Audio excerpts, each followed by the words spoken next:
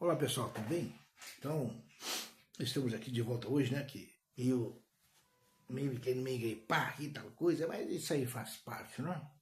Como eu digo, o homem constrói tantas coisas e faz tantas coisas maravilhosas, né? Como eles costumam dizer, mas não consegue curar uma gripe, né? É incrível, ele vai lá em Marte, manda uma sonda para Marte, ele vai na Lua, mas não consegue curar uma gripe. Eita, gente poderosa essa. Ontem eu havia dito que eu falo sobre profecias, e claro que são muitas coisas sobre profecia, então um vídeo não dá, e eu não quero fazer vídeos longos, porque se torna maçante. Se eu tivesse ao vivo era bem mais fácil, né? Quem sabe essa semana que entra eu faça algo ao vivo, e aí eu misture tudo, né? E a gente veja um monte de profecias bíblicas, né? Traga tudo a lume, né? E aí fica fica melhor, tá? Mas hoje eu vou dar umas pinceladas aqui sobre essa questão aqui, né? E eu peguei um trecho da Bíblia, do livro do profeta Zacarias, capítulo 14, e o verso 12, que diz assim, eu quero só ler para vocês, porque eu caio o chefe de tudo, né? Esta será a praga com que o Senhor ferirá os povos que guerrearam contra Jerusalém.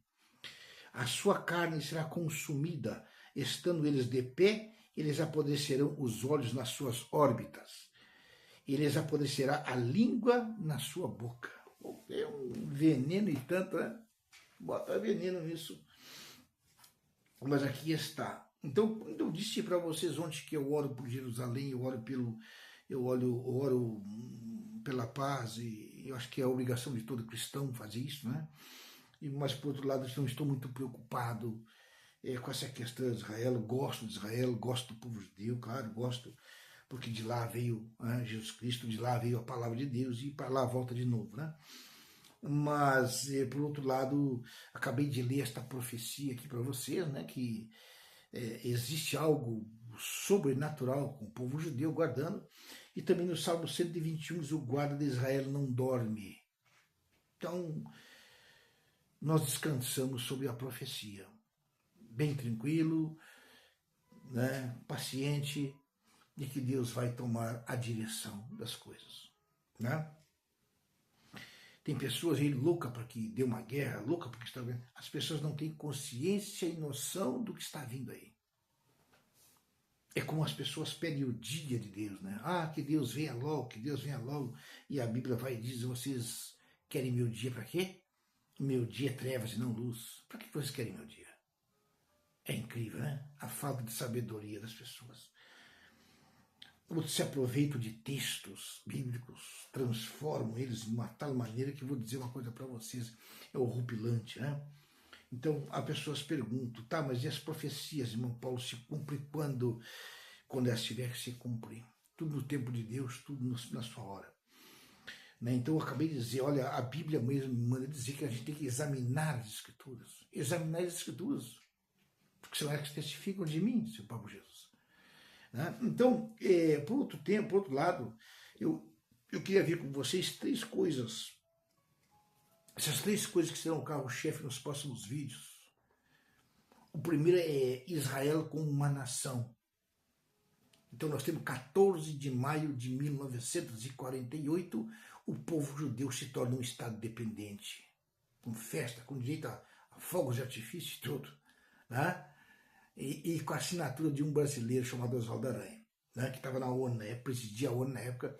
Então, a gente tem um pouquinho de parte nisso. É triste ver hoje a posição que muitos brasileiros se colocam com relação a Israel. Né? É muito triste isso. O tempo que vivemos antes lá não existe mais mesmo. Né? É tempo de profecias mesmo. E então, o primeiro, então, o renascimento da nação, né? Independente, do povo Israel como uma nação independente. O segundo é de Jerusalém como uma capital de Israel. Porque a capital de Israel, pode olhar nos livros aí, é Tel Aviv. Há mudanças e manifestações em torno de Jerusalém para se tornar, mas ela ainda não é a capital oficial de Israel. Embora para nós cristãos e para todo judeu, ela foi a eterna capital sempre e não mudou. Mas ela não se tornou. Nós tivemos uma guerra em junho de 1967, que é chamada Guerra dos 6 Dias. foi quando se derrubou algumas muralhas, algumas coisas que existiram ali, né, para poder libertar Israel dessa coisa, mas não se tornou capital oficial. Entende? Tivemos todo esse processo em que os judeus conseguiram assumir o controle de Jerusalém, mas ainda nós temos lá uma divisão dentro de Jerusalém e ela ainda não é a capital oficial. Então, esta é a segunda coisa. E vocês podem perguntar para mim, mas quando? Porque a Bíblia diz que Jerusalém seria pisoteada pelos gentios até o tempo do fim. E aí então ela receberia a libertação, né? Aí você pode encontrar em Lucas 21, 24, né? Até que se complete o tempo dos gentios. Aí vocês vão perguntar para mim, mas quando isso, irmão? Pode ser essa noite? Pode ser amanhã? Não sei, né? Agora, o que está acontecendo é rápido. De 1980 para cá, o mundo teve uma virança muito grande. As coisas aceleraram o processo na tecnologia, na ciência. As coisas evoluíram bastante, né? E a terceira, então, primeiro é como nação, Israel como nação, segundo, Jerusalém como capital, e terceiro ponto, a reconstrução do templo em Jerusalém, onde até atualmente tem uma mesquita no meio daquilo lá, né? Que é a abominação, no lugar da desolação, que é onde tudo está desolado pela guerra infligida aos judeus, né? E aí houve essa manifestação de construir uma mesquita bem no meio lá. É problemático, né? Mas vai sair o tempo, vai. Quando? Vamos aguardar. A grande parte, então, esses três pontos, Israel como nação, Jerusalém como capital, reconstrução do templo. Então preste atenção, porque depois nós vamos ser o nosso carro-chefe das profecias e nós vamos falar para diante, para frente, tá? No outro vídeo, 1 ou 2 vídeos, mas para não ficar muito grosseira a coisa, né? Então, o que a gente via ali é o seguinte, que essas coisas estão em andamento. Nós temos hoje, por exemplo, né, profecias lá em Daniel 12, 1, né, nós temos também 11, 44, 45, né, que nada mais é do que os reinos do Oriente, do Norte. Eu tenho um pouquinho aqui, gente, sabe que a minha cabeça está ficando, a minha velhona, eu esqueço muito, né, do Oriente e do Norte, né, com as suas tendas que são armadas, né, mas virá sobre o seu fim e ninguém o socorrerá. Então, vem do norte. Então, tem outras profecias falando sobre o norte, aí, que seria o rei da Pérsia, que seria o caso do Irã, tá, atualmente, né? Mas eu vejo o seguinte, é que quando a palavra nos coloca nesse ponto de vista, de ver os acontecimentos todos que vai se desenrolar, nós temos que ver que isto aqui se trata para o povo judeu, meus amigos. Isto é somente para o povo judeu. Jerusalém, Israel, a construção do templo, o anticristo assentado no templo, Gog e Magog, isto não pertence à noiva do Cordeiro, porque a noiva do Cordeiro não estará mais aqui. Entende? Há quem vá divergir, fica à vontade para divergir quando quiser. Nos próximos dias eu vou entrar em detalhes, tá? A noiva do Cordeiro não estará mais aqui.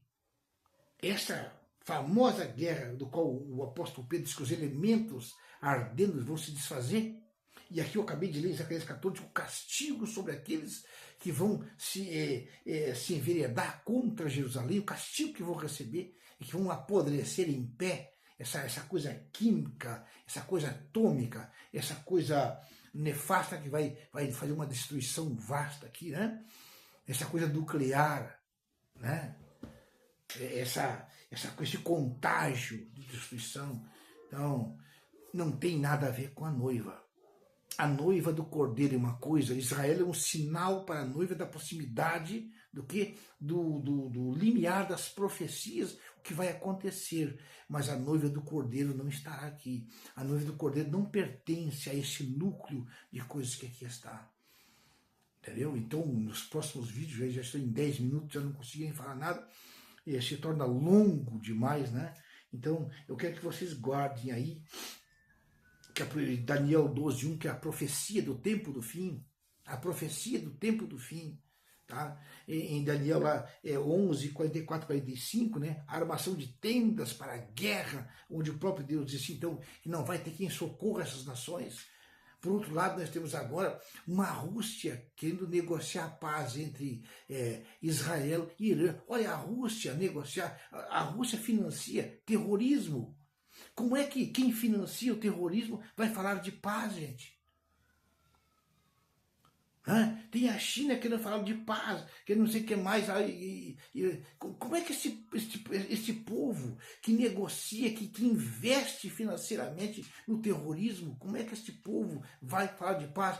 Por outro lado, o apóstolo Paulo disse, quando falarem de paz, então virá o fim repentino que vai destruir a todos. Sabe por quê? Porque é uma falsa paz, não é a paz verdadeira. É uma paz de mentira, onde eles têm objetivos a ser concretizados. Por isso eles querem falar de paz. Achei muito boa a resposta do presidente americano quando disse lá pro presidente russo, vai resolver o problema da Ucrânia primeiro, depois vem falar de paz aqui. Porque não pedir para ser intermediário. Essa é a questão. 2, 3 cidadãos querem tomar conta do mundo e dividir o mundo em pedaços. Então, por isso eu digo, as profecias são muito mais do que se podem falar. Tá? Eu quero falar em detalhezinhos, mas como eu digo, o vídeo fica longo, então eu fico só por aqui. Preste atenção, 3 estágios primeiro: Israel como nação, Jerusalém como capital e a reconstrução do templo. Israel já é uma nação, Jerusalém ainda não é capital, a reconstrução do templo. Depois eu passo bem por aqui. Isso tudo pode acontecer numa noite. Eu volto depois de novo, tá bom? Fica com Deus. Amanhã eu volto mais um pouquinho, tá? Guarda no coração aí, tá? Se tu não concordar comigo, não tem problema. Deus te abençoe igual, tá bom? Faça a minha parte como cristão. Faça a minha parte na visão que Deus me deu, somente isso aí. Nada mais, tá bom? Fica com Deus. Um grande abraço. Amanhã a gente vai se encontrar de novo, tá bom? Fica na paz.